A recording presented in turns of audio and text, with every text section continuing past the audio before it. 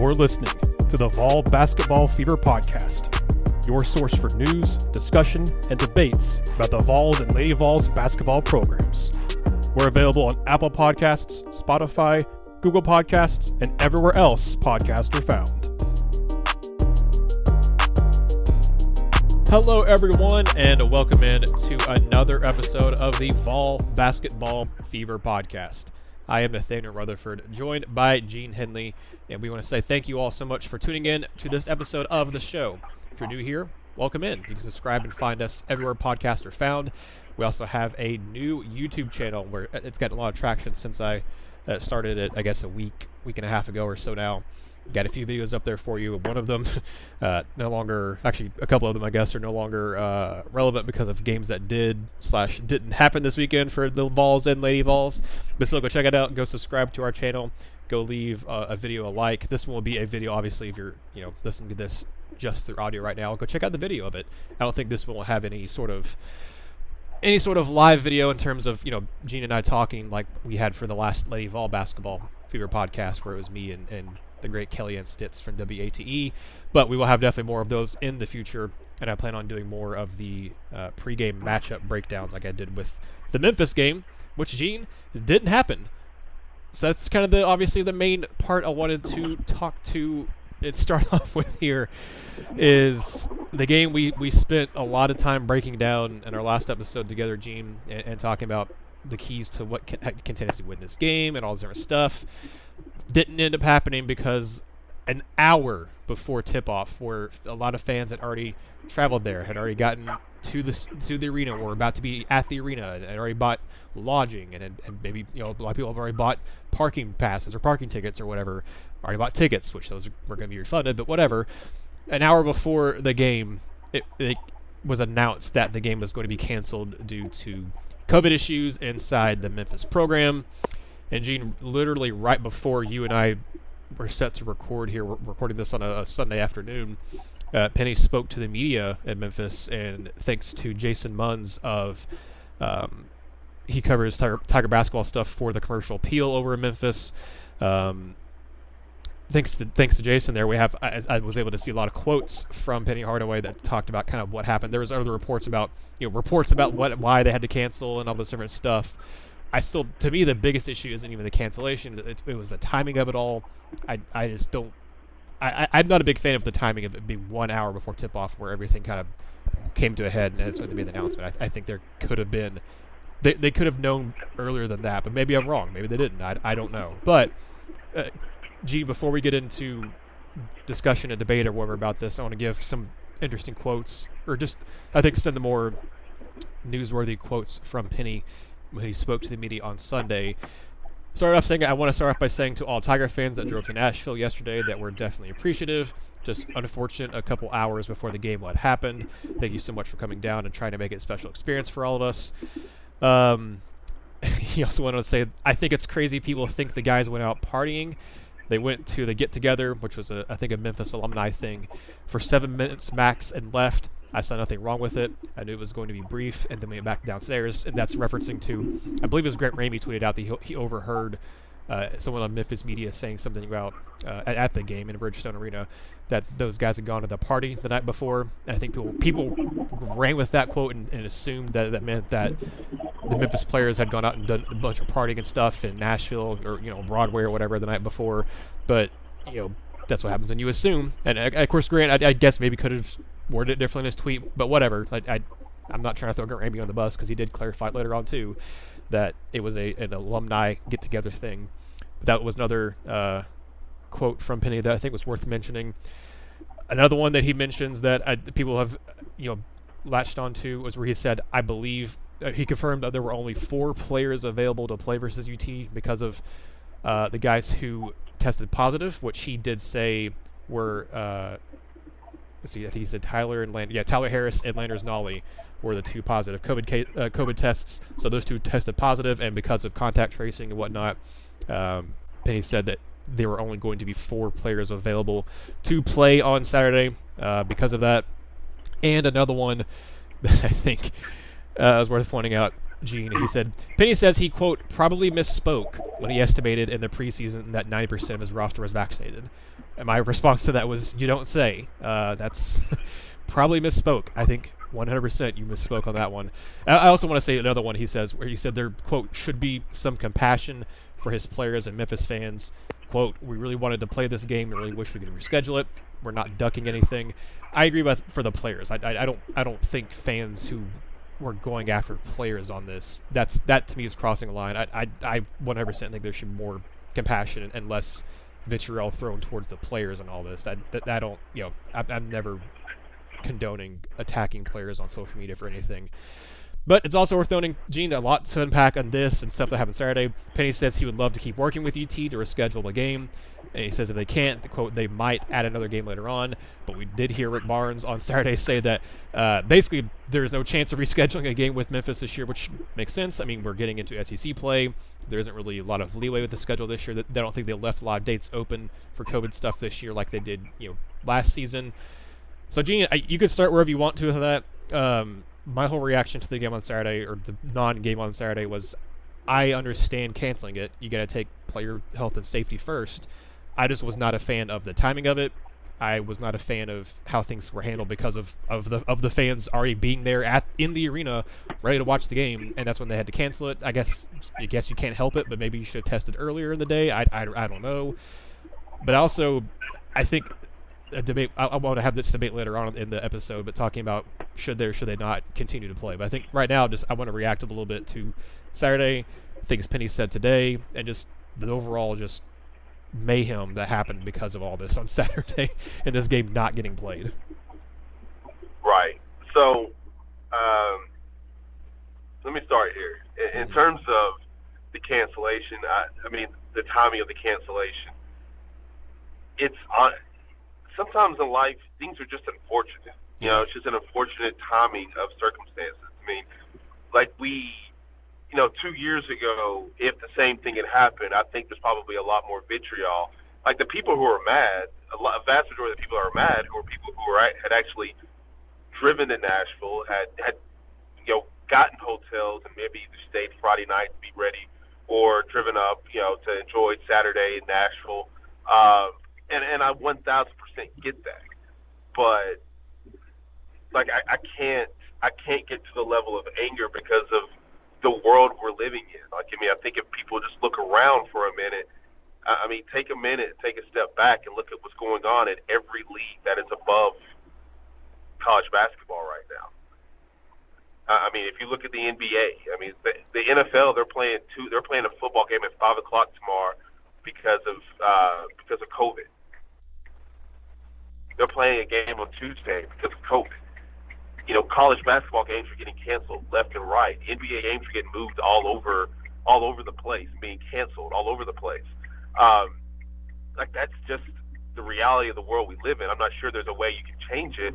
I mean, I'm sure you obviously hope that maybe you can test earlier. I guess that's the only thing, but how early is too early? I mean, if they test Friday night and find out late Friday night that there's 2 positive tests, because I think I read that those guys were tested 3 times, and all 3 times those 2 guys, Tyler Harris and Landers Nolly, were came back positive. And so does it make a difference if people find out Friday night? I mean, you may get some people who decide not to. I mean, depending on what time it is, you may get some people who can cancel their hotels. But there's a lot of people, again, because that was a noon tip. Yeah. I mean, a lot of things are being canceled day of for a game that maybe tips off at 4 or at 6. I mean, we go wake people up at 5:00 in the morning. I mean, and tell them, I just don't think there was a way to really avoid this, because there were going to be people that had traveled up there on Friday. Yeah, maybe some of the people who were going Saturday were able to get out of it, but I don't think the Friday stuff. I don't love the fact that, however Penny framed it. Yeah, I mean, chances are maybe you knew, maybe you didn't know that 90% of your team wasn't vaccinated. Get that. Okay, it is what it is. And he has to be better with his words in that case, whether he knew or whether he didn't know. In terms of the game itself, it's a game that benefits to me, that game should be played every year. I get it. It probably won't. It's also a game that that benefits Memphis far more than it does Tennessee in terms of just the season that you have. I mean, obviously Memphis is in but Memphis is in a weaker conference. And so when I'm looking and I'm seeing, I'm like, yeah, they really need that game. They don't have the opportunities for quality wins that a Tennessee has. I mean, the past 2 years, Tennessee's entire February was just chock full of potential quality wins.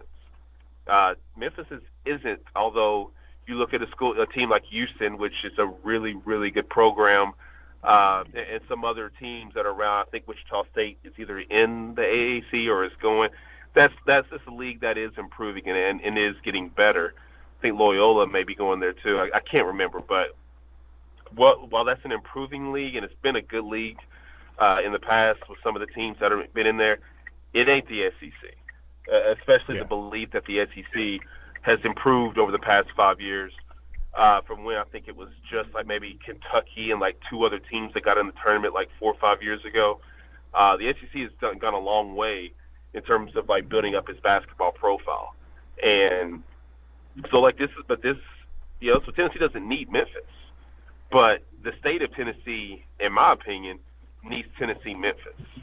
And look, I read the commercial appeal column. I think right before the game. I think he posted it. Guy's first name is Mark. His last name starts with a G. I can't remember exactly. Oh yeah, But you're talking about. He wrote the column, and of course it ticked off a bunch of Nashville people, and I get that. But I also understood his message. This is a rivalry that it is a rivalry. First off. And whether your profile is better or worse, sometimes you just need it for the Kentucky doesn't need the Louisville game, but they play it every year. Mm-hmm.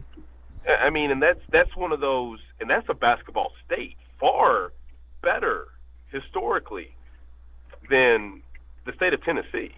And both of those teams have won national championships in the past decade. Yep.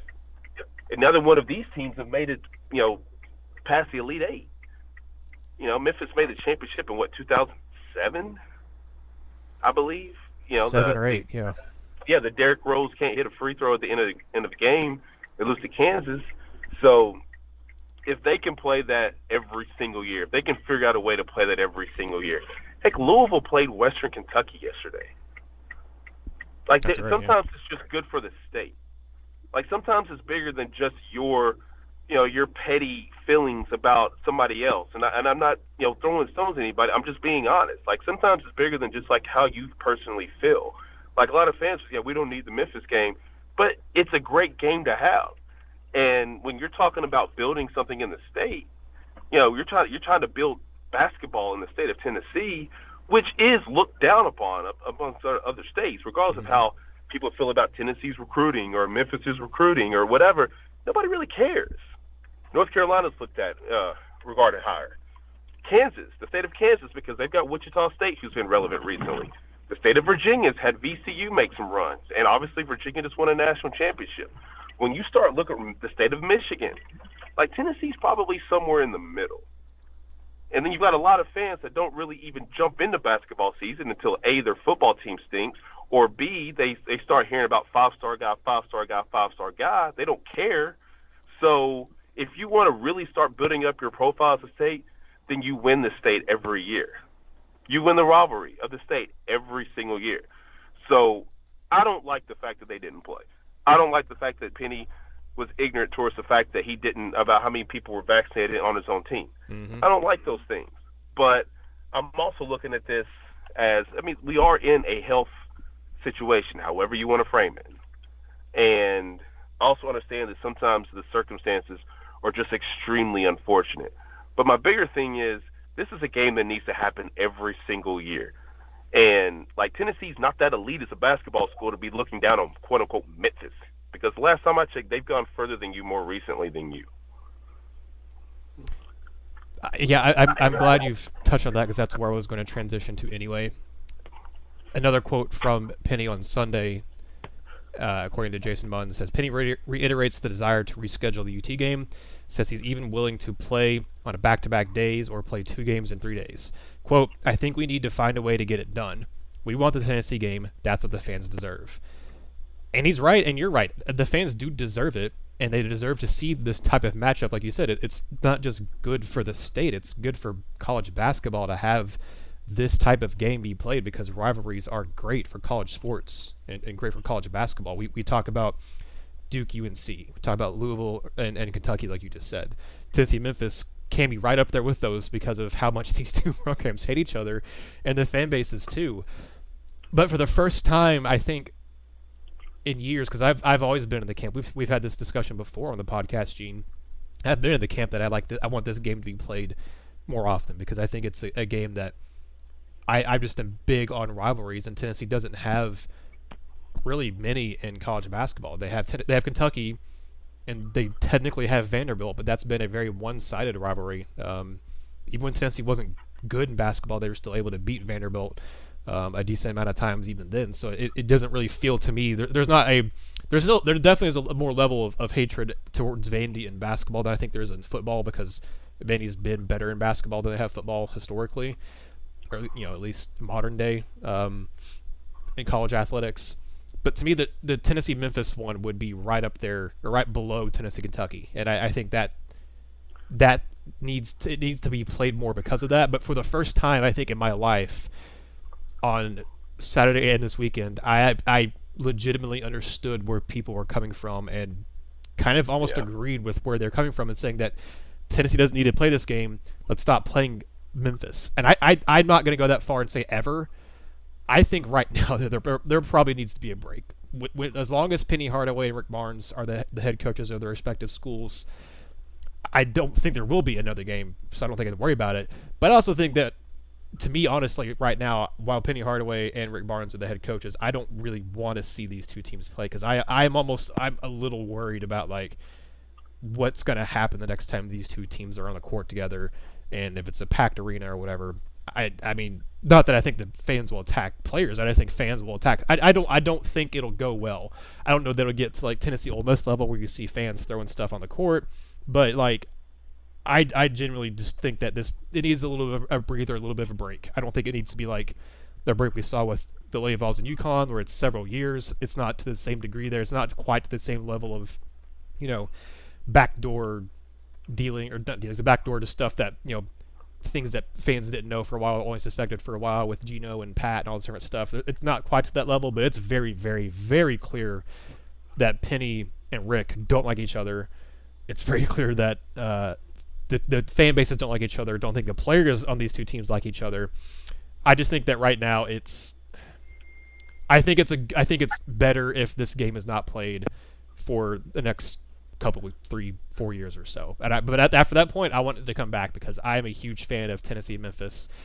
But the whole stuff with the way everything's been handled, with what Penny Hardaway has said, even kind of how Rick Barnes has done it. I've been a little frustrated with Rick Barnes on the way he's kind of dug his heels in on some of this. And I get it. He can be a stubborn man. All of us can be stubborn. I mean, I 100% get it. If he feels like he's been slighted, or that his players have been treated unfairly, I mean, the comments that Penny made with the balled up fist and stuff, I understand Rick Barnes being upset about that. I mean, that's my mentality. You can say what you want about me and come after me. I don't really care. But if you insult my friends, or in this case, if you're Rick Barnes, you insult his players, who are kind of an extension, almost like his, your players are almost like your kids in a certain way, I guess. If you insult his players and say things about his players that aren't true, I understand holding a grudge about that. Like, I understand that. It's like I get where he's coming from, but it definitely seems like he's dug in his heels and has been very adamant that even before this weekend that they weren't going to continue this series with Memphis regardless. And I think this just further solidified. He's like, yeah, I'm done. Like, I don't have a desire to do that. Even if Penny leaves, I don't know that Rick Barnes will say he wants to play Memphis, as long as he's head coach at Tennessee, which I think is unfortunate. But I guess that's a long-winded way of saying that I think this is a rivalry that needs to happen, but I think it needs to go on a little bit of a break. Gene, I think I don't blame Tennessee for not wanting to reschedule this year, because I mean, I look at Tennessee's schedule, and there's not really a great place to put it. I mean, you could try, I guess, I don't know, not really, because you have the Christmas break coming up, you have New Year's break coming up, and then you have SEC play, and then you have your one non-conference game in the middle of all that already scheduled for the SEC Big 12 challenge. You don't really have a whole lot unless Tennessee is also willing to do a back-to-back or a 2 games in 3 days situation like Penny said he is. And I don't know that Tennessee's willing to do that. Just because Penny's willing to do that doesn't mean Rick Barnes is willing to do that to his team. So, I mean, there's not a great place to put it on the schedule. I don't think it's a good idea to try to do it again this season anyway. And there's just a lot of complexities and layers to it. I'm in favor in general of this series being played, but right now I legit think there needs to be a little bit of a break, because this series has been fraught with all kinds of drama and stuff, and not fun drama, not stuff you're like, oh, this is gonna be great kind of bulletin board material, all this different stuff. It's been kind of, to me, it's been a little stressful drama. It's been stuff that I don't like seeing the toxicity on Twitter between the two fan bases, because Tennessee fans of all Twitter is already known for not pulling punches and going too far. Memphis fans do the same thing, though. So it must be something about this state, because Memphis fans and Vol fans do not hold punches when they go after each other. I had to get off Twitter after about 1 o'clock on Saturday and didn't get back on again until it was time for the tip-off for the Lady Vols game, because I couldn't handle it. I was getting tired of seeing some of the things people were doing and saying and everything. So I think there just needs to be a little break. I'm generally in favor of these two teams playing. Give me a few years to kind of recover and say, all right, let's get one, if not both of these coaches move on to different schools or retire or whatever, and then let's try it again, because I don't think these two coaches like each other, and I don't think these two programs are going to be able to mend this particular fence, in my opinion. So, let me take you back to December 10th, 2011. Mm-hmm. The game that was played between Xavier and Cincinnati. It was a game that was won, I'm pretty sure, by Xavier, 76-53. And, yeah, whatever, it was a game. That was also the game, if people would like to open up Al Gore's Twitter account. I'm sorry, not his Twitter account. Want to go to Al Gore's internet and look up that date, they'll know that game was remembered more for a big brawl that happened between the two teams. Now I'll take you to December 19th, 2012. It was a game that was won by 11th ranked Cincinnati, 60-45. After a brawl that left kids bloodied on the court, I haven't looked it up, but I mean, I remember seeing some details of that. They played the next year. Like, that's a rivalry that they're playing every single year. Tennessee and Memphis don't even do that. Yeah. Like, I think they should. I think, you think they should as well.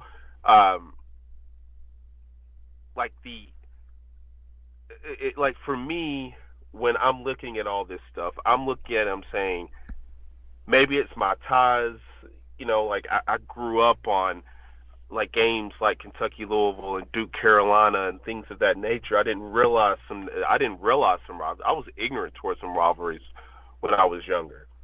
But like Kentucky, Indiana, that's a game that's not played anymore. And my fear is, once you get away from it, it gets very easy to just not bring it back. It gets you can keep on finding reasons to not bring it back. It was that simple. Because obviously, it was, if I recall, Tubby and Rick made this agreement, right? Mm-hmm. It wasn't Penny. Yeah, it was Tubby Smith, I believe. Yeah, so Tubby and Rick made this. So, I mean, we can say, let's cool this thing off for a few years, but every time I look up, they're taking a few years off. And there's something to be said. Like, me personally, I think that Kentucky Louisville is the best rivalry in college basketball. People always yell at me, Duke, Carolina, Duke, Carolina, Duke, Carolina. This is basketball. Duke and Carolina play twice a year. Yeah. At least in Kentucky Louisville, the loser has to wear that for a year. Carolina, you got to wait. I think it's 2 weeks between the games, maybe 3. weeks because they're both played. I can't remember the details, but they're both one. The second Duke Carolina game is played the last, I believe, Saturday before the ACC tournament. And sometimes they play 3 times. So which one should I care more about? Maybe the one that Duke won or the one that Carolina won? Like, there's something to be said for those rivalries. Like, there's something to be said for being able to play those. And when you look at some of the stuff that's happened between Kentucky and Louisville, you look at some of the stuff that's happened historically between Duke and Carolina, and everybody's trying to convince me that Memphis and Tennessee, they can't play because their coaches don't like each other. I just can't get there. Even I don't care if their players don't like each other. I don't know. I have no reason to believe the players have any issue with each other because, heck, most of these kids were all 4 or 5-star prospects that played high school together. That played in AAU tournaments together. That's a great game. Like, how legit are Tennessee's 5 stars? Mm-hmm. How legit are Memphis's 5 stars? Like, the storylines make themselves. How good can Penny figure this out again this year? What about Rick? Is this the year that he takes over the state? Because the fact of the matter is neither coach is taking over the, like, quote unquote, the state. Neither has, because obviously Rick recruits great, but there's not a lot of tournament success there. Penny recruits great. Not a lot of. I don't think he has an NCAA tournament win. I don't think he's made the tournament in his time there. Yeah. So like, when there's so many places all across the country, come on, man. Like, in the grand scheme of things, Rick Barnes is going to be looked at as a historically great coach. But unless he does something deep in March, it's going to be just that. Those Kentucky-Louisville rivalries had Calipari versus Pitino. Duke Carolina had Coach K versus Roy Williams. Like, this can build your profile. It's nice to be looked at as a great coach and a respected coach, and people can feel however they want to about Penny, and people can feel however they want to about Rick Barnes. They can say whatever they want to. But Rick's been extremely successful. Penny's, we'll just say, figuring some stuff out right now. I don't think I personally can say much better than that. Like, it seems to get better, but they start so slow, they never make the tournament. Then it's this fault or it's that fault or whatever. Who cares? I don't care. Like, to me, my thing is quite simple. Figure it out because the state needs it. Because every other state figures out how to play their rivalry games. Everybody, Xavier and Cincinnati, I think it's like 5 miles or something that separate those 2 schools. And they figured it out. Tennessee and Memphis may as well be West Arkansas. When I was in college, we literally referred to, we had a chant towards Memphis that I cannot repeat on these airwaves. Nobody in the state necessarily liked Memphis. Now, as I've gotten older, I've grown to appreciate the city of Memphis. But I also know how far away it is from everybody else in the state. It's a whole heck of a lot more than 8 miles. I'm pretty sure that's what separates Chapel Hill and Durham. Louisville and Kentucky are maybe like 100 miles, something like that. There's like 300 miles difference between Memphis and Knoxville. It's like a 6-hour drive. The hatred ain't. It can't be that bad. Like, if you're a Memphis fan, you're typically somewhere around West Tennessee. Now, Tennessee fans are sprinkled everywhere, but Memphis fans are kind of secluded to that little area. And so my thing is, I don't care what the details are. It's not any better or worse. Guess what? Y'all got problems. Y'all don't like each other. Welcome to college basketball. Everybody else is figuring out, why can't you? And again, they probably won't. That's all. That's fine. I'm not here to say that they will or they won't. I'm saying they should, because to me, that sort of rivalry is great for the state.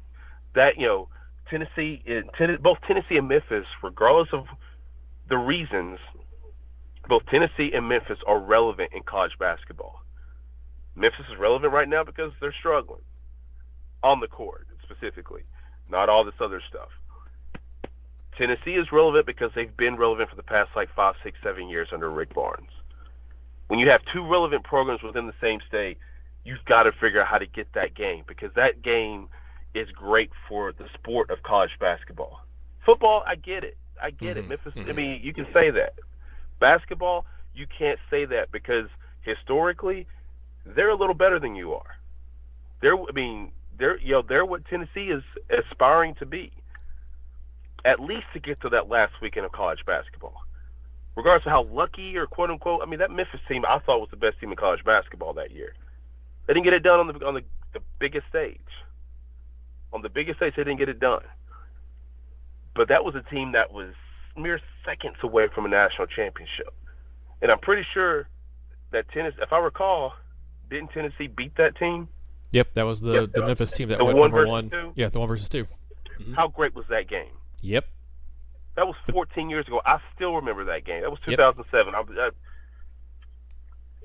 So, with that as the backdrop, you can't tell me that a 15th ranked or whatever they are Tennessee versus an unranked Memphis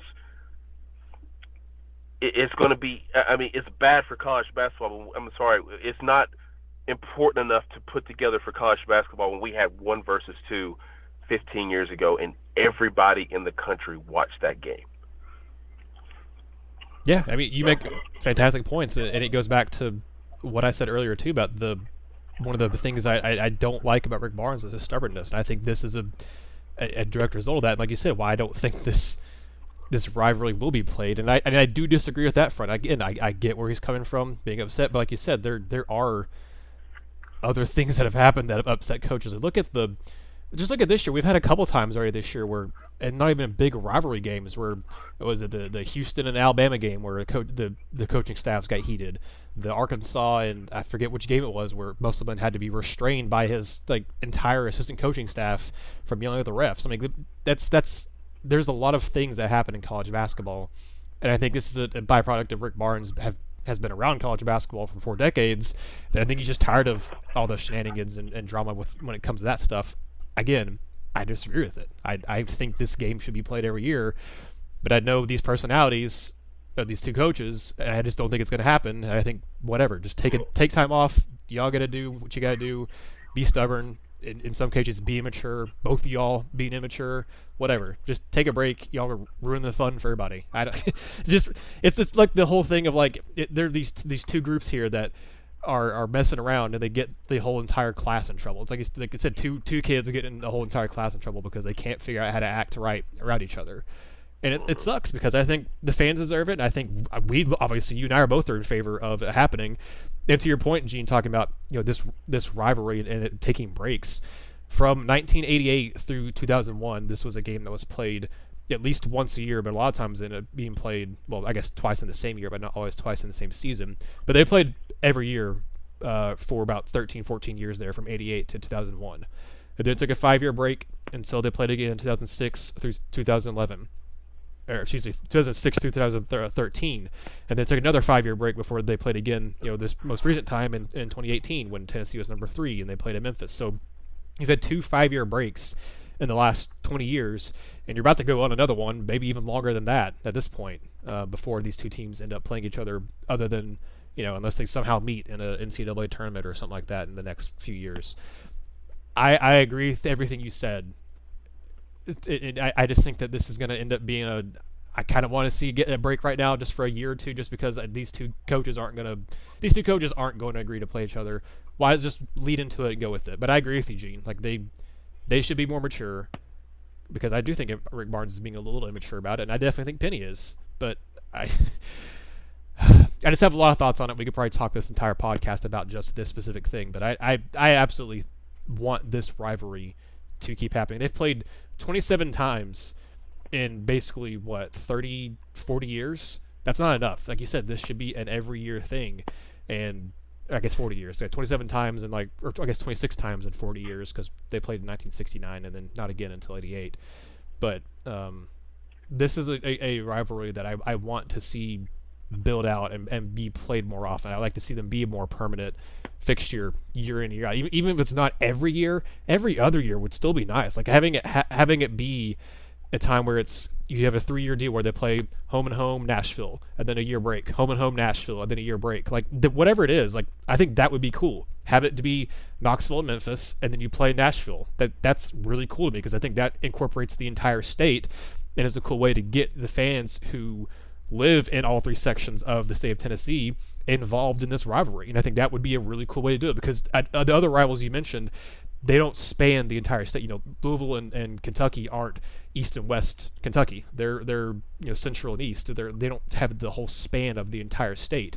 Duke and North Carolina clearly don't either. They're right next to each other. You just mentioned Xavier, Cincinnati. They're right next to each other too. So these other big rivalries don't have state-spanning fan bases like this Tennessee and Memphis thing. So I think it would be really cool to have Tennessee in Knoxville, play Memphis in Memphis, and then play Nashville as a neutral side like we did for this, or tried to do for this 3-year agreement for this one, but it obviously didn't work out for COVID and because of, well, I guess COVID technically both years, because last year was because a lot of games got canceled and had to be rescheduled because of just COVID for everybody, this year because COVID for Memphis. So all in all, Gene, I actually agree with Penny on this one. I would like to see Tennessee rescheduled, maybe not this year, but to try to do it next year or something. But Rick Barnes has already said that's not going to happen. Rick Barnes already said it before this game that they weren't going to try to continue this relationship. I think he meant, if the game gets canceled, it gets canceled. We're not going to try to reschedule it again. I don't think it's going to happen. I don't think we'll see the Bridgestone game again. I'd be shocked if it got scheduled for next year or the year after that. And maybe it does. I don't know, but I would be stunned if it does. But Gene, we could sit here and talk about this forever. I do want to look ahead a little bit now because this game's in the review, and I know we'll probably get a lot of comments about this topic, and I welcome them. Leave them on here on the YouTube video if you're watching it. Let us know on social media. I didn't plug them at the beginning of the show, but we're at Vol Hoops Fever on Twitter, and we're Vol Basketball Fever on Facebook. So leave us a message there. Comment on the post when the podcast gets posted on those 2 accounts. Like I said, or comment on the YouTube channel, either one.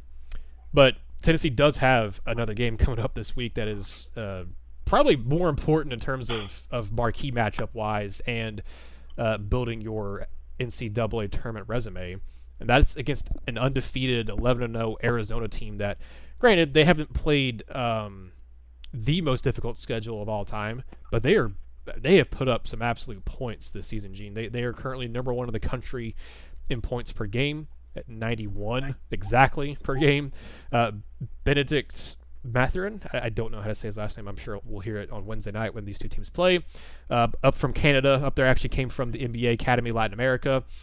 He was a top 100 prospect, I believe, in multiple of the recruiting services, averaging 17.5, 6.5 boards. You also have Azulis Tubelis. Wow, they have a lot of names I'm not going to be able to pronounce. He's from Lithuania. He's averaging 16.1 points, almost 7 boards a game. Christian Koloko, who is from Cameroon, 13.5, a little over 7 rebounds per game. And then Kerr Krisa, who's averaging 11.8 and 2.7 rebounds and 5.4 assists. So they have a very international heavy roster, which I think I remember being mentioned earlier this season, Gene. But they have I think it's a really cool, very international heavy roster. Tennessee does too, but not to this extent where you have your 4 leading scorers, at least 3 of your leading scorers, all from outside of the United States. And they'd also have a guy, Umar Abalo, who's from Mali. You have a guy from Sweden on the team, another guy from Lithuania on the team. I think it's Azulis' brother. Actually, looks like they have the same last name. So they have a very heavy overseas presence on this team, and they are very, very good. They've been really good defensively. This is a game that I think it helps the fact that it's in Thompson Bowling for Tennessee. But this is a game, Gene, we talked about in the preseason. We didn't know how good Arizona was going to be with the head coaching change and all the turmoil that was around them. Give a lot of credit to Tommy Lloyd in his first year as head coach there. He's done a great job getting them to 11-0. Again, they've not played the toughest schedule ever, but they do have an overtime win against Wichita State. They did beat Michigan. That was in I don't remember what that early season tournament was. It was over in T-Mobile Arena. I see that. But they have Wichita State and Michigan as wins, and they did beat Illinois as well. That's another Big Ten team that they took down. So they've beaten two Big Ten teams, an AAC team, and they've blown out basically everybody else they've played that of the lower echelon teams, and they've put up a lot of points on all those. They won 83-79 against Illinois, 80-62 against Michigan, and then 82-78 against Wichita State in overtime. And again, every other team they've basically dropped 90 plus on just about, and they've all been teams like North Dakota State, Texas, Rio Grande Valley, Sacramento State. So and they also beat Oregon State. Take it back, they have one Pac-12 win already against Oregon State, 90-65 also. But this Oregon State team I don't think is they're 1-10 right now, so I'm not going to say that's a quality win either. But they're still a very good team, Gene. And this is a game that in the same way that the Memphis game concerned me with the length of the post players and just kind of the overall length of the team, I'm looking at the guys like their leading scorers. All three of their leading scorers 6'7", 6'11", 7'1". So that concerns me. You have another 7-footer, like I said, the Umar, the guy from Mali. He's a 7-footer. Dalen Terry is a 6'7" guy. And their two guards, their point guard's 6'3", and then a shooting guard 6'4", who's a senior. So not like those guys are small either. They're 6'3", 180, 6'4", 190. 6'11", 245 for the Tubelis kid, and then the Christian Coloco is 7'1", 225. So that's pretty skinny, 7'1" actually. But still, averaging 7 boards a game, so he does a good job with his 7-foot frame. Can't say the same about Tennessee's 7-footer, so it is what it is. But man, this is a game that, again, it helps that it's in Thompson Bowling, but this is a game where I'm not going to be shocked if Arizona is favored in this game coming into it. They're number 7 on Ken Palm. Yeah, and Tennessee's number 9, which Tennessee keeps moving up even though they aren't playing, which is funny. But Tennessee has the number 2 adjusted defensive efficiency on Ken Palm, number 35 offense. Arizona's 14 offense, which is kind of surprising to me, and number 8 defense. They have the number 3 tempo in the country, so they're going to play with a lot of pace. They do a lot of things really well on offense, and they do a lot of things pretty well on defense. They average 7 blocks a game, which is number 4 in the country.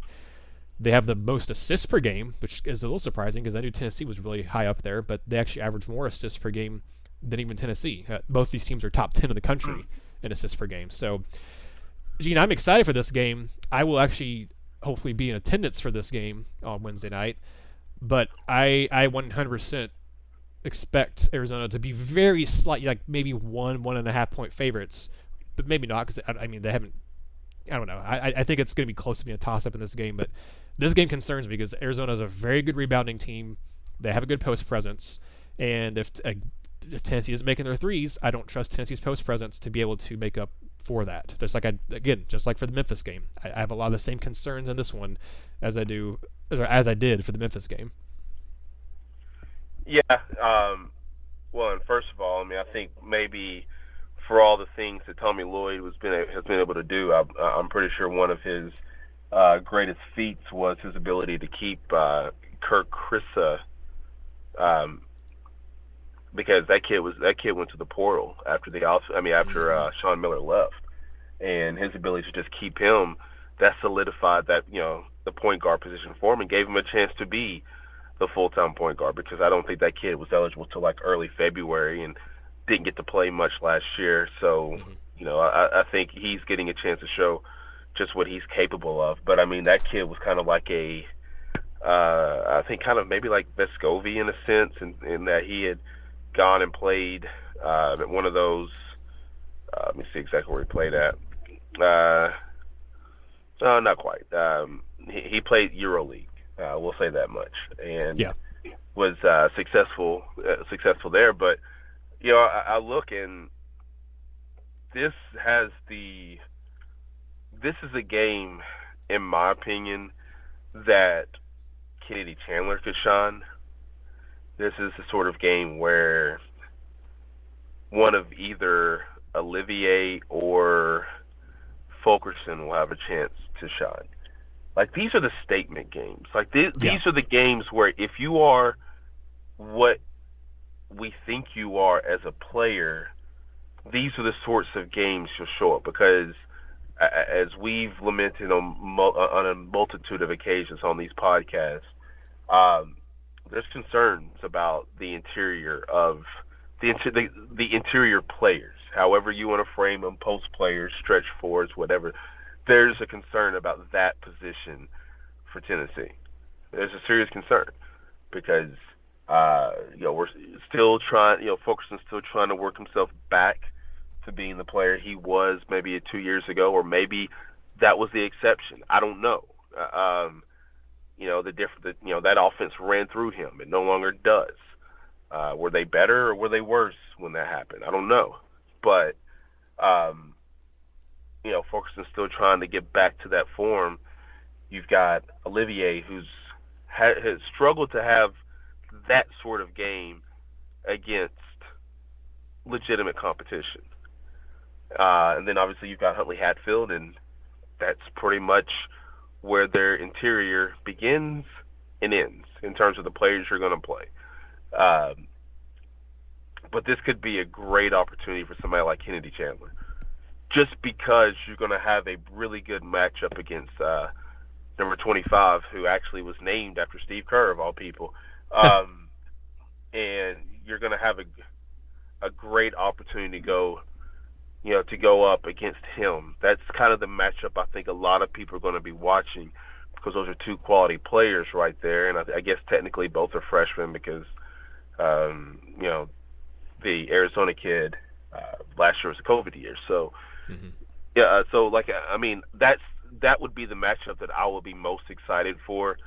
Obviously Arizona's size and length are going to be an issue. I think that team as a whole is far better. I spoke to some people last week that said Arizona's a lot better than what people have expected, which kind of goes without saying, but it's also Arizona. So it's almost weird to say, man, this Arizona team's better than we thought. Well, I mean, Arizona's been really good, recently. So, you're trying to piece some of that stuff together and figure some of that stuff out. And it's a little mind-boggling that you're saying that, but I think with the coaching change and everything that's been swirling around that program, with the NCAA and stuff and kind of sniffing around, I think that's kind of given reason for people to kind of be skeptical about this team going in the year, but they've exceeded a lot of people's expectations. And so just as this is a huge game, in my opinion, for Tennessee, this is also a pretty big one for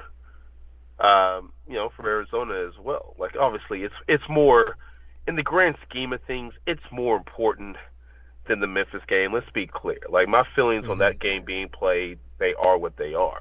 That's just more from that's just kind of whatever, a difference in just how I want to see that game be played. This is a game where if you win it, that's building up your resume. And right now, if you look at Tennessee's resume, it's okay. It's okay. They're going to be looked at as an upper echelon program, but just in terms of where Tennessee is, it's, like I said, it's okay. It's okay right now. But obviously you're in the non-conference. You've got a ton of opportunities, so therefore, your resume will become fine.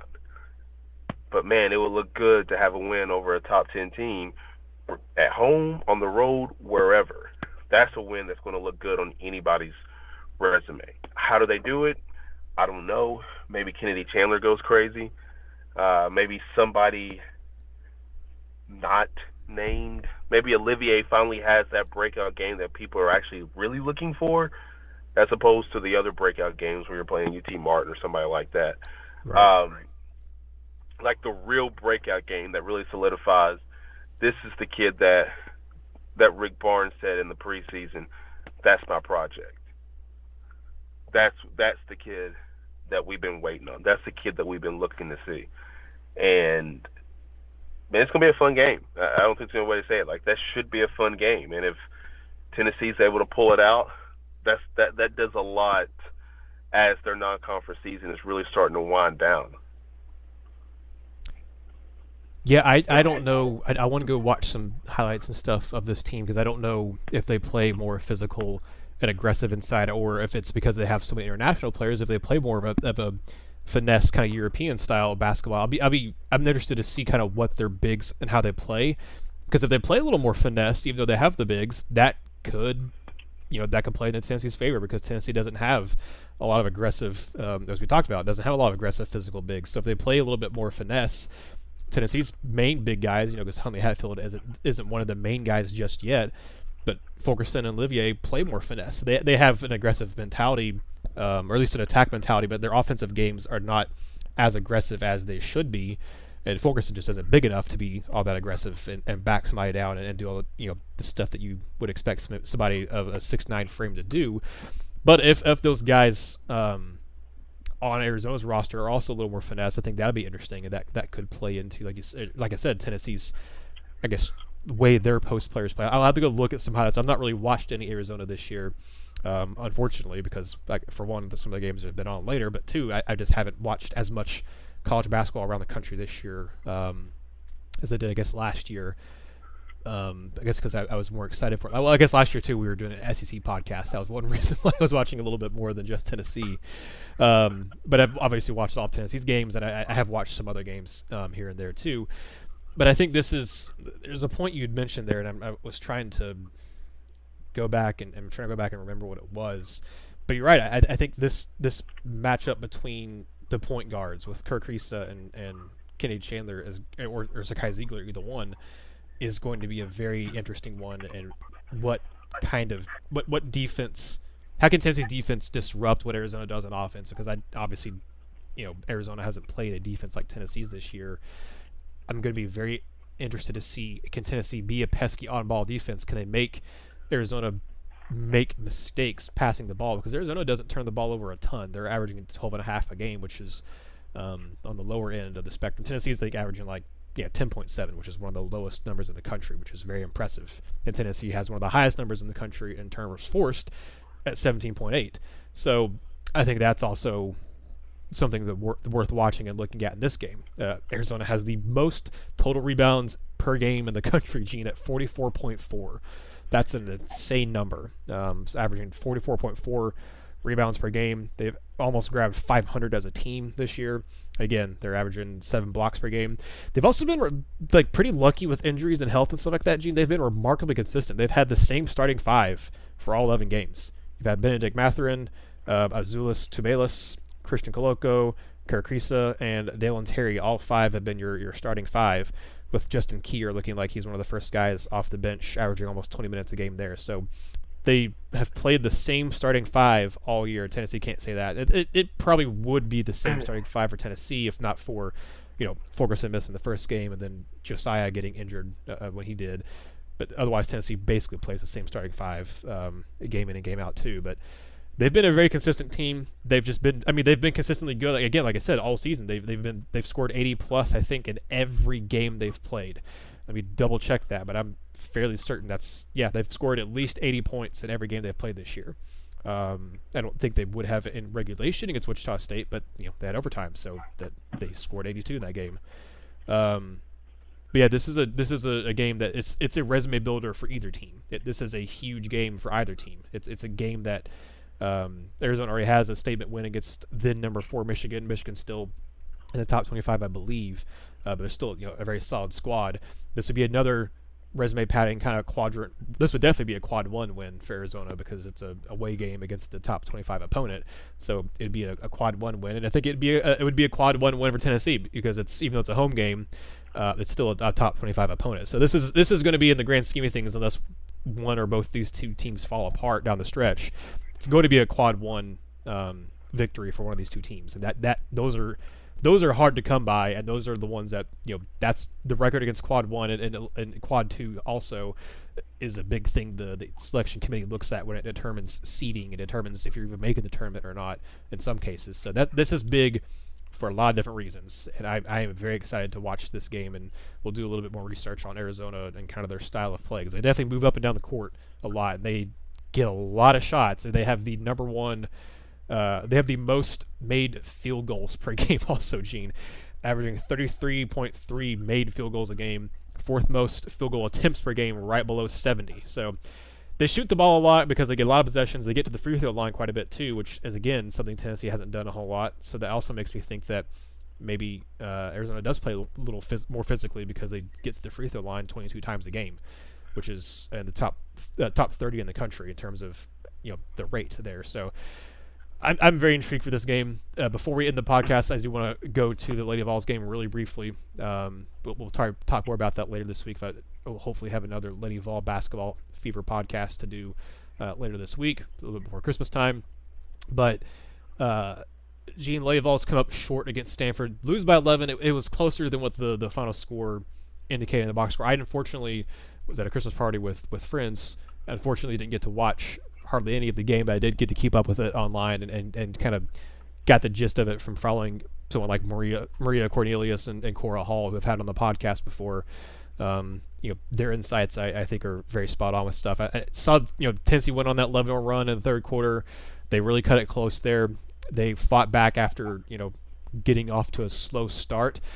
This was a game where I felt Tennessee missed Ray Burrell the most, and obviously easy to say that after they lose, but I think there's been a couple other games this year where they have won, but I thought they definitely missed Ray Burrell. But this one, more than any of the games so far this year, you could definitely tell they were missing that other offensive presence that Ray brings to the team. But hopefully she's back in time for SEC play or around SEC play. But Gene, this is a game where I don't, sky isn't falling. The Lady Vols didn't get blown out. They lost by 11, but again, it was closer in that second half than the final score would indicate. It just kind of, Arizona's going to pull away a little bit later. Lady Vols missed her free throws. That was a big thing, a big contention that would have kept the Lady Vols in. I think they maybe get the box score up here. They lost by 11, and I'm pretty sure they missed 13 free throws. So you literally can blame the loss on the missed free throws. It's obviously deeper than that, but inability to make free throws, and I want to say they didn't shoot great from three either. No, they're 7 of 16. That's not bad, actually. But still, you missed. Yeah, you were 15 of 28. 16 of 29 from the free throw line. Jordan Horston was 7 of 12. Alexis Diaz 0 of 3. Kean Green was 6 of 10.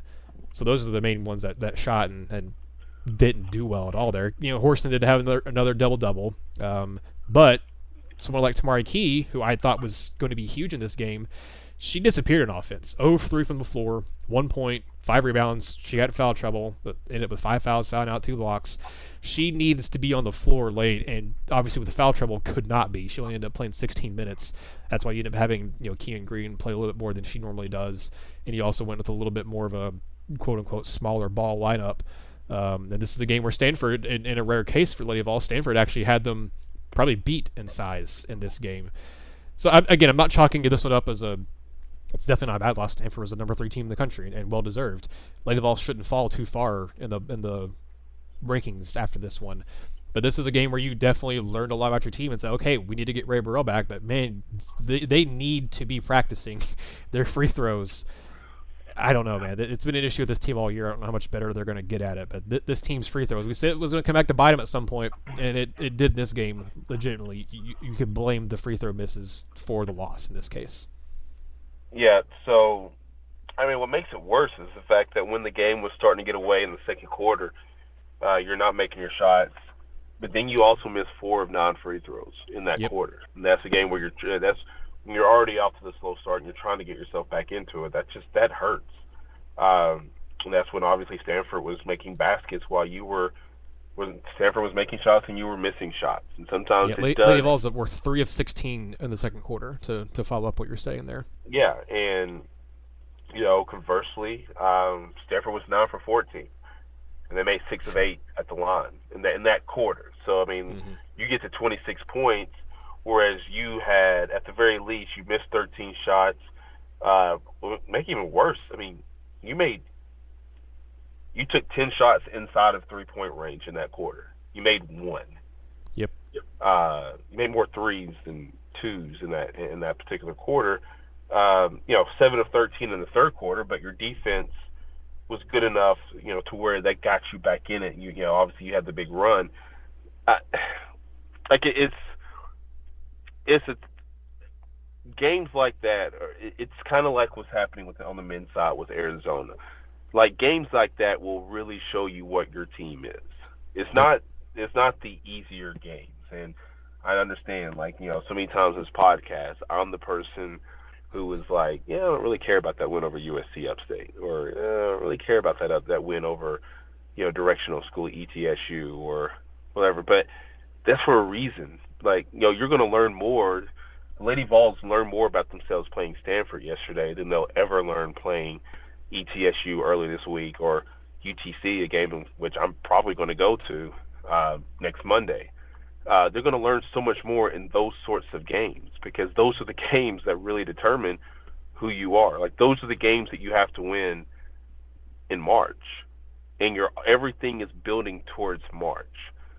Like, that's why the regular season it matters to me so much, is because it's all, when I say it's all practice, these are all games where you're going to figure out exactly who you are. That way you can present the best version of yourself in March. Yep. And can you play against this style? Can you play against that style? Stanford, I remember my first year covering Tennessee, they played Stanford, and this was Avina Westbrook and all those players on the roster, and Stanford spread that team out wide and shot threes all game, and they had 5 players that were shooting threes. Their 5-woman was making threes, and that just makes them that much more difficult to guard. I'm sitting here glancing at some stats right now. It doesn't seem like they were quite that built that way. Obviously, the Jones girl for Stanford had 18 and 19 and go along with 6 assists. Couldn't make a shot, couldn't miss a free throw. 3 of 18 from the free throw line, 3 of 18 from the field, 12 of 12 at the line. And so, like, that, to me, that kind of shows these are the games that are going to show it to Marquis what she has to work on. Does she have to be more aggressive offensively? She's still developing there. Like, again, I understand the points per game that she averages. That doesn't really matter much when she's 6'6". She can grab a rebound and lay it right back up.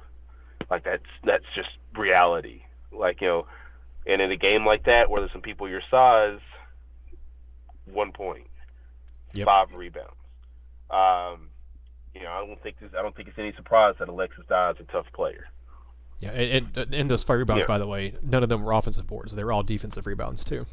Right. I don't think it's any surprise about Dye.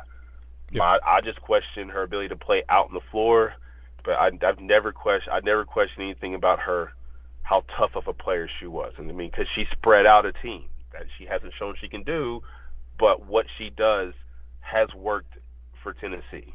And I think in part because Burrell's not there too, so they need the scoring from somewhere. Like, Horston is playing amazing basketball right now. I understand she didn't shoot well, but that's a lot that's being asked of her. We need you to create for your teammates. We need you to look for your own shot. We need you to be aggressive defensively.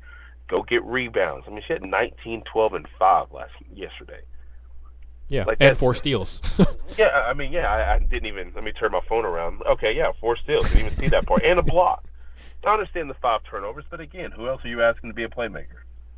Mm-hmm. Who else are you asking? Miles? Like, they're trying to figure a lot of this stuff out. And you can only figure so much out against inferior competition. Those are the games where you figure it out. Like I said, these next 2 games, that's your feel-good time. ETSU and UTC, you ain't going to figure anything out there. I've seen that UTC women's team play a little more than I care to. And this ain't the UTC team that beat Tennessee a few years ago. That is a team full of freshmen, small freshmen, 1 post player. So guess who's going to have a big game next Monday? I'm calling it before anybody else hops on this podcast and starts trying to break down this Tennessee UTC game. I'm going to tell you right now, Tamara Key is going to have a really good game.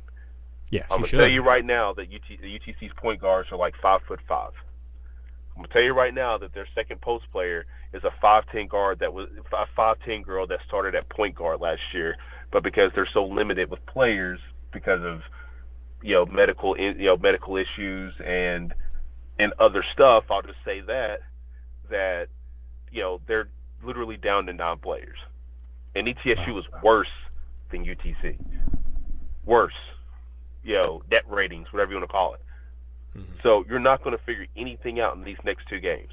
I've seen that Alabama team play too. That's coming up next week. I don't think that's going to be too much of an issue. They've got some scrappy players. And who knows, maybe Burrell's back by then. You kind of hope that Burrell's maybe back for one of these ETSU UTC games to kind of get her feet wet, but that way she's not hopping right into SEC play. You kind of hope that. I don't know if that's the case. I don't know when she's going to come back. I mean, hopefully, obviously I worked with Maria, she's an amazing reporter.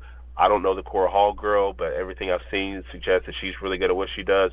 Hopefully one of those 2 they'll be able to provide more insight as to, Burrell's availability and when she can come back.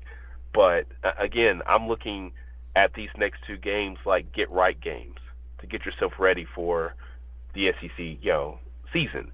And so I don't know. Like I said, you kind of hope that they had put together a better performance. In the end, it looked close, but it also highlighted the things that I think a lot of people knew. That this team was offensively challenged without Burrell.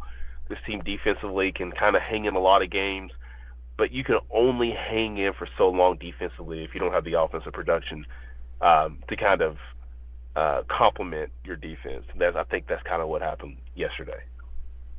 Yeah, I agree with you 100% on that one, and I think again this isn't a team where you look at this loss and go, oh no, this team isn't who we thought they were.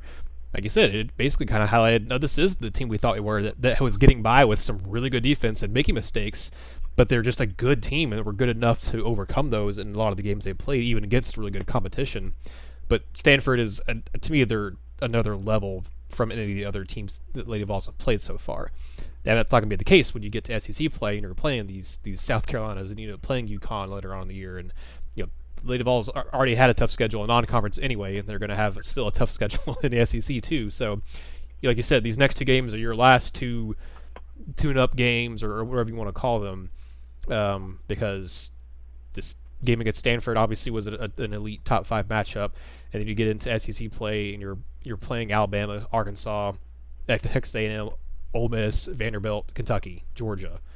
So, I mean, you've got tough games coming up on your horizon. I don't know where all those teams are ranked or anything like that, but I know historically some of those teams have given Lady Vols trouble over the last few years especially.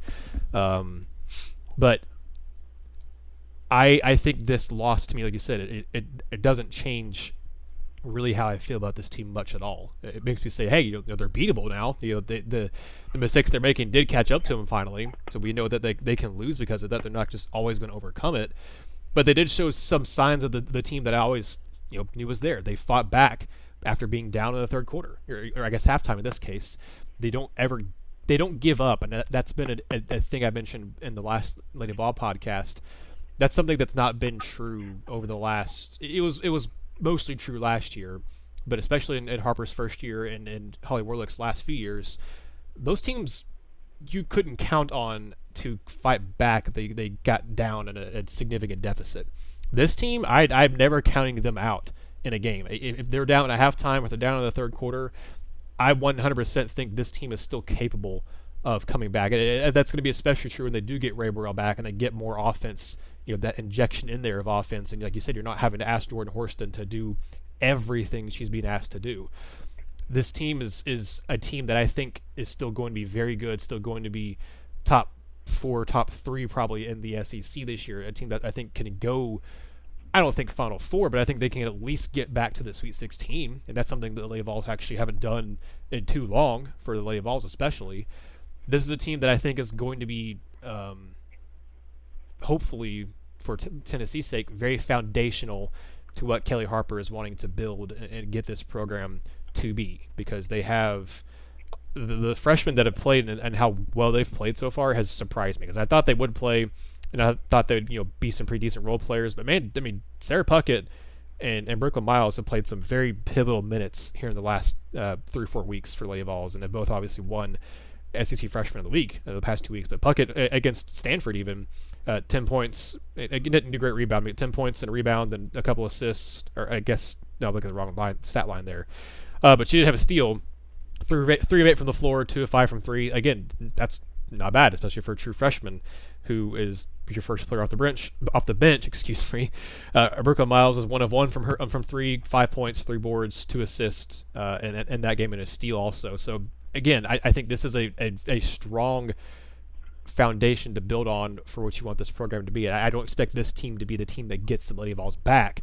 I expect them to be the team that goes a long way, that is the reason the Lady Vols get back in the years to come. And I expect this team to be one of the better Lady Vol teams we've seen in a few years, and I think they've already proven that. I mean, look what they've done so far, and look what they, I think what they can be moving forward, barring any more significant injuries or barring, Ray Burrell having a setback and not being able to come back here in the next month. But that'll be why we end this podcast. Gene, it's been a pleasure talking to you this episode. I don't know if we'll do one before the Christmas break, so if I don't see you before then, buddy, Merry Christmas to you.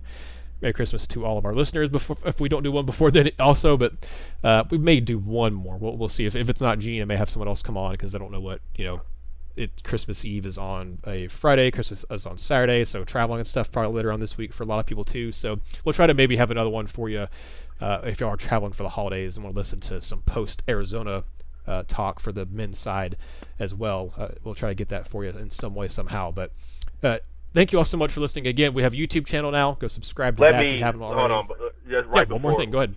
Yeah, no, right before I wanted to just kind of, throw that message right back at you. Merry Christmas to you. Yeah. Merry Christmas to all of the listeners. Thank you all for just continuing to support everything that we're trying to do here.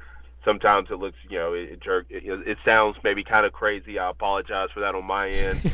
A lot of traveling. I'm sometimes here. I'm sometimes there. I'm never there. I'm never where you think I am. I'm always traveling, work, parenthood. I've got everything that's transpired. I said I appreciate Nathanael for giving me this opportunity that we started well over a year ago. Obviously, we've rebranded. We've done so much. I think we're pleased with everything that's kind of transpired, and obviously listening to Nathanael and how he's branched this thing out. I know he appreciates all of you that have listened and have just subscribed. However, your listening devices, it's everywhere now, and it's only going to grow. It's only going to get better, and I'm glad to be a part of it. So obviously, Nathanael, Merry Christmas to you. Merry Christmas to all the listeners, and we appreciate you all for supporting us. Well, thank you, Gene. And yeah, I'm definitely very appreciative of our listeners and the people who've commented and left reviews and, have given back to us and helped this thing grow, because it's just been a labor of love. It's just been something I've done for fun, and I've been very happy with how it's been received and the basically all positive. We get negative, but it's not been like oh, you guys are trash, you all suck. It's been, if anything's been negative, it's been criticism, but in a way to help us get better. And I very much appreciate that. That's how our listeners have handled it. It's not been a whole bunch of trash talking and whatnot. It's been like hey, I think this is the way that this can get better. But I'm very, very appreciative of everyone who's helped us grow along the way, and will hopefully help us grow even more here as the season continues on for both the men's and women's teams at Tennessee. So thank you, Gene. Thank you to our listeners / viewers / whatever, however you're intaking this podcast now. We very much appreciate it. Signing off for Gene, I'm Nathanael, and this has been another episode of the Vol Basketball Fever Podcast. Thank you for listening to the Vol Basketball Fever Podcast. Subscribe to the show so you'll never miss another episode.